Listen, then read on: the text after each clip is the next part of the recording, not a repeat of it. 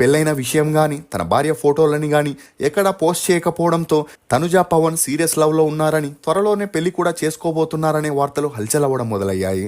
అందుకు తోడు వీరిద్దరూ యాక్ట్ చేసిన ముద్దమందారం సీరియల్ కూడా మంచి సక్సెస్ అవ్వడంతో పవన్ తనుజ ఒరిజినల్ పేర్ల కంటే ఆ సీరియల్లోని పాత్రలైన పార్వతీ దేవ్ లాగానే ఎక్కువగా ఫేమస్ అయ్యారు.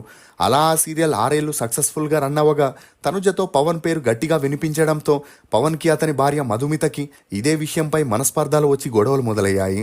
దీంతో పెద్దలంతా ఆ మధ్యలో పంచాయతీ పెట్టి వీరిద్దరికి ఎంత నచ్చజెప్పినా ఇద్దరి మధ్య అండర్స్టాండింగ్ కుదరకపోవడం, పెళ్ళై చాలా సంవత్సరాలైనా పిల్లలు కలగకపోవడంతో విడాకులు తీసుకొని విడిపోవాలని డిసైడ్ అయ్యారు. ఇక అలా భార్య దూరమైన డిప్రెషన్ లో పవన్ తనుజని దూరం పెట్టడంతో ఆమె కూడా కోపంతో తన మకాన్ని హైదరాబాద్ నుండి చెన్నైకి మార్చేసి శివ మనసిలే శక్తి అనే సీరియల్ చేస్తూ బిజీ అయింది.